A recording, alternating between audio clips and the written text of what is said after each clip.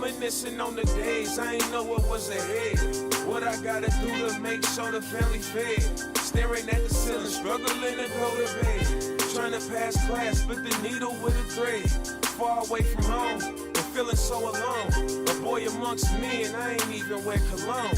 Girls call me MCM, I'm trying to beat Jerome. The Jazz up the road, I wanna play for Jerry Sloan. Got to college, me and mama had to set up the dorm. Shortly after, got the first tat on my upper arm.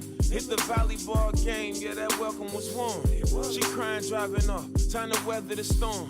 First day I stumbled in, teacher handed us the syllabus. I'm Dane from East Oakland. Yo, what's up, family? Welcome back to the Dubs Only podcast. We're going to do a quick little segment right here for Damian Lillard just because we got news that broke today that he was actually traded to the Milwaukee Bucks of all teams. Now, going into this offseason, we all thought that Damian Lillard did play his last game in Portland and that he was going to go to the Miami Heat because that was a destination that he preferred and that he called out himself. And over the week, we saw I saw a report that the Toronto Raptors were actually front runner to get him. But out of nowhere, we saw that the Milwaukee Bucks actually ended up getting him. And I didn't see that because I thought that they were going to stick with that nucleus of Drew Holiday, Chris Middleton, and Giannis Antetokounmpo because they won a championship with that unit, with that core actually, not so long ago. So I was very intrigued to see that they actually broke that up, and I guess you could say they upgraded. So let's go ahead and break down the trade first, and we're going to show that below. We're going to show that right here on screen for you guys, courtesy of Shams. So the Bucks ended up getting Damian Lillard. The Blazers ended up getting Drew Holiday, DeAndre Ayton, Toumani Camara, a 2029 first-round pick from the Bucks, and a pick swap. And the Suns actually got Yusuf Nurkic, Nasir Little, Keon Johnson, and Grayson Allen. Now, who came out on top on this trade?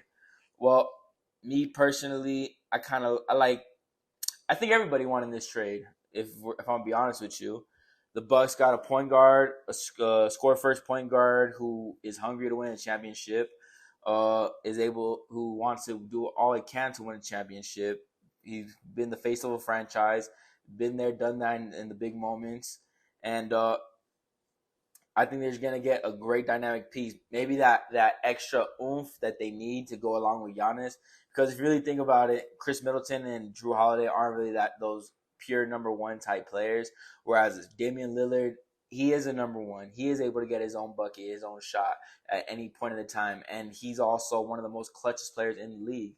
I think that pick and roll between him and Giannis is going to be almost unguardable because if you double Damian Lillard, who's able to shoot the three, there's a slip right there for Giannis. If you double Giannis on the pick and roll and he rolls, you have Lillard who's able to shoot the three. If you go under the pick, Damian Lillard's going to hit that three on all day. If you go over the pick, he's going to seal his defender in behind him. Then it's a 2-on-1 between him and Giannis and pick and choose. Lillard's either going to go with the floater, mid-range pull-up, or he can go with the dump-off or the lob to Giannis. So the Bucks, I like that, what they got. Now let's go to the Blazers section. I like the fact that they got a veteran. They got a veteran in Drew Holiday. Now, it's reported that they're looking to trade him. But if he does stay on, I feel like him being able to mentor Scoot Henderson and Anthony Simons, that's going to pay dividends down the line in the future for the Blazers. And not to mention, you got DeAndre Ayton, who's another young player, I want to say, who is hungry, who's really needed a restart out of anybody in the NBA, because if you really look at it, it was sort of a toxic situation for him in Phoenix. He was a number one pick, but then all of a sudden he got shifted down to be the number 3, number 4 option for the Suns, where you have a Chris Paul, you have a Devin Booker who are going to command the ball majority of the time, but then you traded away Chris Paul, and who'd you bring? You have Bradley Beal, now you have Kevin Durant, you have Devin Booker, all 3 players who need the ball in their hands. DeAndre Ayton is also a player who needs the ball in his hands. They'll be dominant and be a force down low in the post. We've seen what he's able to do once he gets going, and we saw that in the 2021 finals, not the finals, the first round playoffs, the first round against the LA Lakers, where he was dominating AD throughout the series before AD got hurt. So that Blazers team, I liked what they picked up. They got a solid young center for the future to go pair along with Scoot Henderson and Anthony Simons. And can't forget about they got Jabari. Dang, I can't. Jeremy Grant. Why am I thinking that? I think Jabari Parker. But yeah, they have that. That's a solid nucleus going into the future. And off of the Suns, you got Yusuf Nurkic, Nasir Little, Keon Johnson, Grayson Allen. Yusuf Nurkic, they needed a center. I mean, like I said earlier, DeAndre Ayton, he needed his own reset, his new fresh start, because it wasn't gonna work. It was not gonna work to keep going with the Suns. So you got Yusuf Nurkic, a big who does not demand the ball at all times. He's able to score from three, able to honestly do anything as a big man, able to play down low in the post, has somewhat of a shot, is able to play defense. So you got a great piece in that. And again, he does not need the ball to be effective. He can do the little things. You got Nasir Little, an up and coming power forward who's going to come off the bench and give you those hustle rebounds, hustle buckets as well. Keon Johnson, I'm not too familiar who that is, so can't really give a breakdown on him. And Grayson Allen, that's going to be that's going to be another shooter that's coming off the bench that's going to benefit them. Spread out the floor, just give them that extra dimension on the perimeter. So overall, I think all three teams won in this trade. They got what they needed. Suns got a center. Blazers got a veteran guard. Doesn't look like they're going to keep him, but they're going to get more picks or maybe another player out of him. You got a young center also in DeAndre Ayton. And the Bucks, I mean, Damian Lillard, you got an assassin, number one option who's not afraid to make the big shots. So, again, I think all three teams won. So, what does this mean for the league in general? What does it mean for Portland? So what Dame meant for Portland is just that dog, that I'm not gonna quit on my city type mentality. That I'm gonna stick through it to good times, bad times, and if it happens, it happens. If it doesn't, then so be it. As long as I gave it my best effort, that's all I can account for. And we like to see that. We all like to see that because from when LeBron started the whole teaming up situation in the NBA in the Big Three era, free agents were looking just to pair up with their friends or just a team that they can see win a championship and then being the final piece to something that was already established or stuff of that nature. And Damian Lillard didn't ride with that. He may have had a tweet that he had back in the day that he said regarding this. And if I find it, I'll go ahead and put that picture below. But Damian was the last of a dying breed.